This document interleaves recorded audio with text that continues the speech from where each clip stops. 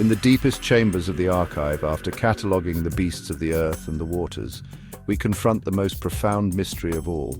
Beings of pure will, immense power, existing beyond our physical sight, yet shaping every facet of our reality. They are the gods, and their dark mirrors, the demons. Last time we uncovered the very real origins of the dragon, a creature born from paleontology and primal fear. Today we confront a far more abstract, yet intensely personal, universal archetype. The question is not if humanity believes in higher powers, but why? How could civilizations separated by vast oceans, without contact, all independently conceive of powerful benevolent deities and malevolent entities? Are gods and demons literal architects of reality, shaping our destiny from beyond the veil, or are they profound reflections of the human soul itself, personifications of our deepest virtues and most primal vices? The question is not simply if humanity believes in higher powers, but why is this impulse universal? Is the divine a literal architect of reality, giving us life and law from beyond the veil, or is it a grand collective reflection of the human soul itself, personifications of our deepest virtues and most primal vices? To understand the structures of belief that built civilization, we must first catalogue the celestial structures that justify them. At their genesis, gods are humanity's earliest attempt to personify and catalogue the overwhelming forces of nature. They are the first scientific models, allowing us to interact with the chaos of the environment through supplication and ritual. How else do you explain the sudden, life-giving monsoon or the devastating, prolonged drought? You attribute them to beings with agency. Consider the Aztec god Tlaloc. He was not merely a god of rain, he was the personification of the necessary ecological bargain. His benevolence meant corn and life, his indifference meant famine. To appease such an unpredictable force, the Aztecs famously resorted to ritual sacrifice. This was not barbarism, it was cosmic accounting, a desperate attempt to compel the necessary renewal by offering the most precious commodity, life itself. Gods justify the terrifying yet necessary cycles of existence.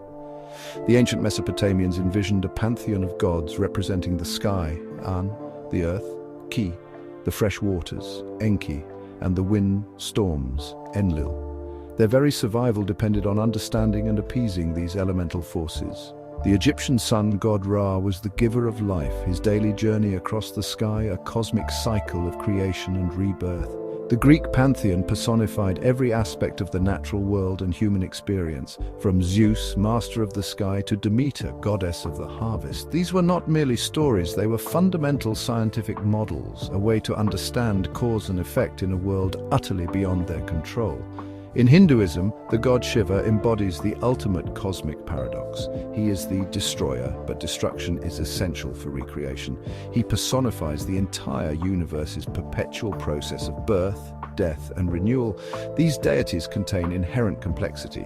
They are not simply good or bad, but represent cosmic reality in its totality, reminding us that life emerges from ruin. Beyond natural phenomena, gods became the ultimate source of order and morality. How do you establish laws, enforce justice, and maintain social cohesion in nascent civilizations? You attribute them to divine decree, making them unquestionable. The laws of Hammurabi were not merely decrees. They were divinely inspired, given to the king by the sun god Shamash. This divine mandate elevated the law above human fallibility. The concept of karma in Hinduism and Buddhism, or divine justice in Abrahamic faiths, provides a universal moral framework. Good is rewarded, evil is punished, if not in this life, then the next. Gods provide the ultimate accountability, a celestial justice system that binds society. They are the architects of our social contract, promising eternal reward for adherence and eternal punishment for transgression. But where there are gods, there are also shadows. The emergence of powerful, organized demons is inseparable from the problem of evil. If a single, all-powerful God creates the universe, why is there suffering? The most profound and influential answer came from ancient Persia, Zoroastrianism. They are humanity's personification of abstract evil, illness, misfortune, and the psychological torment within. The prophet Zoroaster formalized the belief in radical moral dualism. The cosmos is divided between the benevolent creator, Ahura Mazda, the wise lord, and the destructive spirit, Angra Mainyu, Ahriman. Ahriman is the eternal force of darkness, death and disease, locked in cosmic battle with Mazda. This system provided a clear theological solution to suffering. Evil is not God's doing. It is the work of an independent, malevolent force. Humanity's role is to choose sides in this universal war. This clear moral framework, with its concepts of resurrection, a final judgment and a literal heaven and hell, profoundly influenced the development of Abrahamic faiths, transforming earlier ambiguous beings into a dedicated adversary, Satan. Zoroastrianism gave the devil his purpose, his structure, and his eternal enemy. The Sumerian demon Pazuzu was feared as the bringer of famine and plague, a tangible explanation for disease that decimated communities. The Babylonian demon Lamashtu attacked pregnant women and infants, explaining tragic stillbirths and infant mortality. These were not just scary stories, they were a primitive form of epidemiology, providing an explanation and, more importantly, a ritualistic way to combat inexplicable suffering. Demons also serve as personifications of chaos, illness, and psychological torment. The Egyptian demon Apep was the ultimate embodiment of disorder, threatening to swallow the sun god Ra and plunge the world into unmaking every night.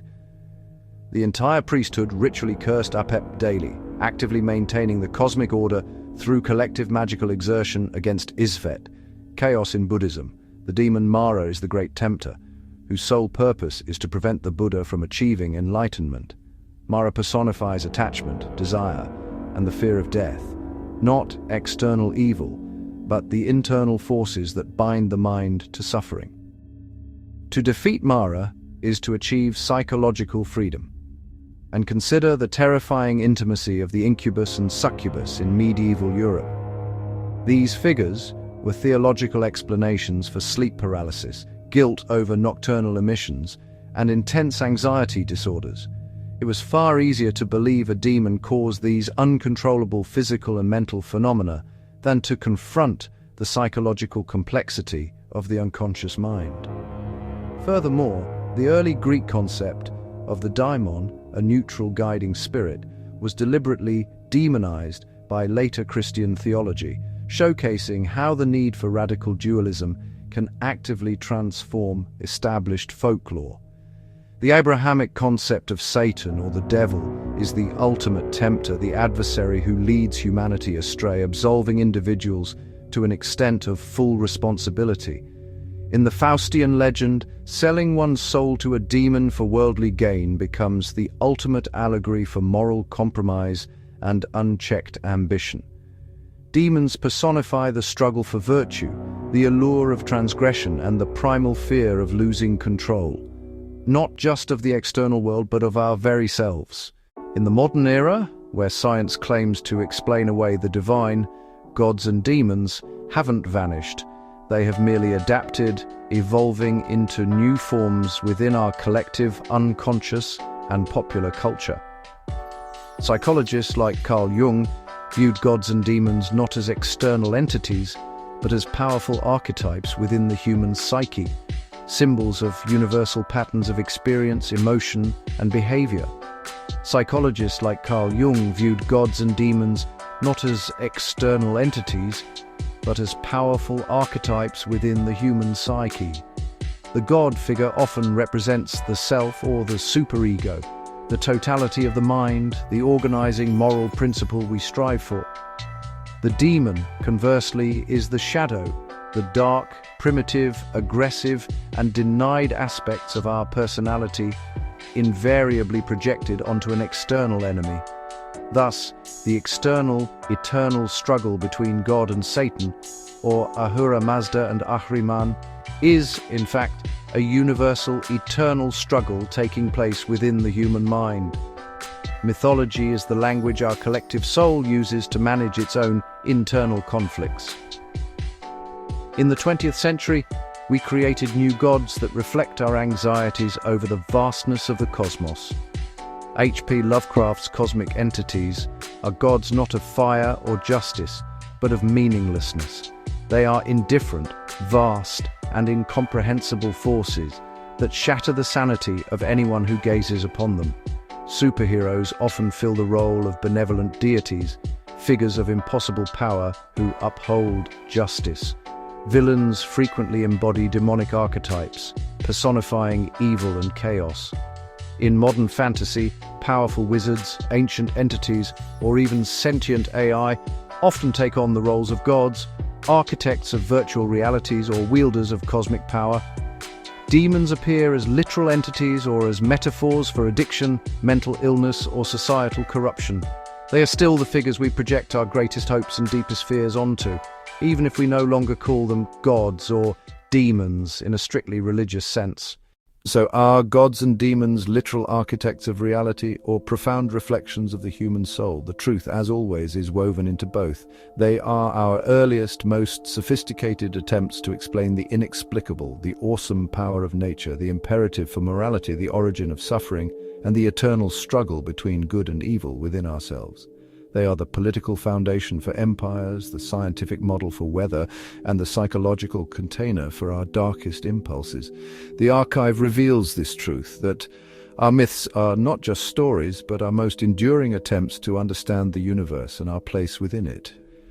The archive reveals these patterns, that our myths are not just stories, but our most enduring attempts to understand the universe and our place within it. They are both external projections and internal truths. Our journey through the forgotten truths continues.